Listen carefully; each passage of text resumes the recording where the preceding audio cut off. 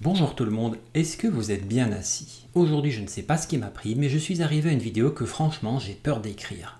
Oui, n'ayons pas peur des mots, les dernières capsules quotidiennes sur les nerfs crâniens étaient quand même plutôt simples à écrire. Mais celle-ci franchement, au moment où je l'ai écrite, j'appréhendais un peu. Mais vous allez voir, ça va être très intéressant. On va parler aujourd'hui de la 10e paire de nerfs crâniens qui porte un nom que vous avez, j'en suis sûr, déjà entendu, le nerf vague. Le nerf vague, c'est un nerf dont les fonctions sont énormes, particulièrement importantes et variées. D'où son nom d'ailleurs, le nerf vague.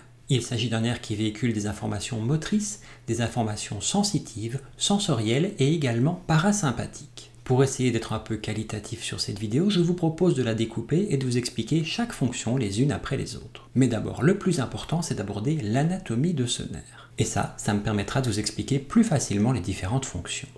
Le nerf vague naît de la partie latérale du bulbe rachidien. Il descend alors le long de la carotide dans le cou.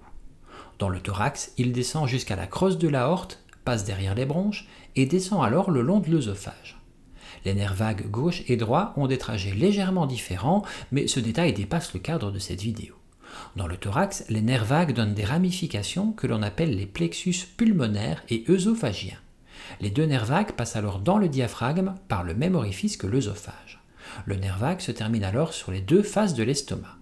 Bon, ça va, vous avez suivi? Ce nerf émerge donc du bulbe rachidien pour aller jusqu'à l'estomac. Pas mal, non?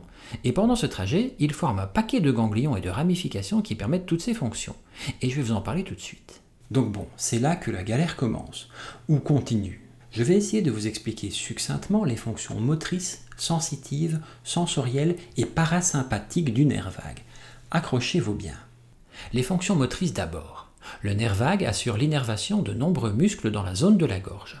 Il intervient donc dans la déglutition en permettant la mobilité du voile du palais.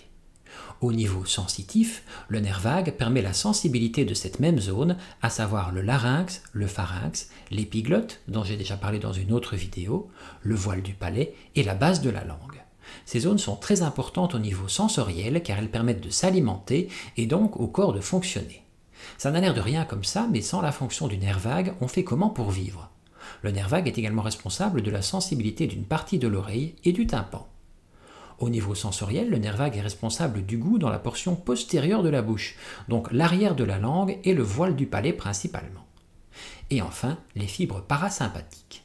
Je n'ai pas encore fait de vidéo sur la chaîne sur le système sympathique et le système parasympathique pour la simple et bonne raison que je ne sais pas comment je vais aborder le sujet. C'est à la fois très abstrait et très important et ça nécessitera beaucoup de réflexion dans l'écriture pour aboutir à quelque chose de correct sur le papier et en vidéo. Si le sujet vous intéresse, j'attends vos commentaires en dessous de cette vidéo.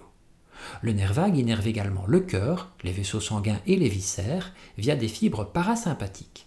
Le système parasympathique, c'est très schématiquement le système du repos et de la relaxation, en opposition au système sympathique ou orthosympathique, qui est le système de la fuite. Lorsqu'on vous braque une arme sur la tempe par exemple, ou que vous vous retrouvez face à un grizzly affamé. Le nerf vague permet de diminuer la tension artérielle, de diminuer la fréquence cardiaque et d'activer à peu près l'intégralité du système digestif. Bah oui, quand vous êtes au repos, c'est là que la digestion s'active. On n'a pas besoin de digérer un repas lorsqu'on fuit devant un danger, il faut plutôt de l'énergie pour les muscles. Le nerf vague, lui, il active le système digestif en stimulant la sécrétion des différentes hormones digestives et en augmentant la production de salive par exemple. Voilà, c'est déjà pas mal pour une capsule quotidienne, vous ne trouvez pas? Il reste le sujet du choc vagal ou de la réaction vagale. Mais ici, ce sera le sujet d'une capsule pathologique parce que le sujet est trop important pour être bâclé rapidement en une seconde ici.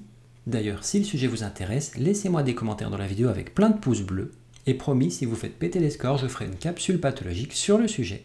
Allez, quoi qu'il en soit, passez un bon week-end. On se retrouve dès demain pour une prochaine capsule quotidienne. Salut!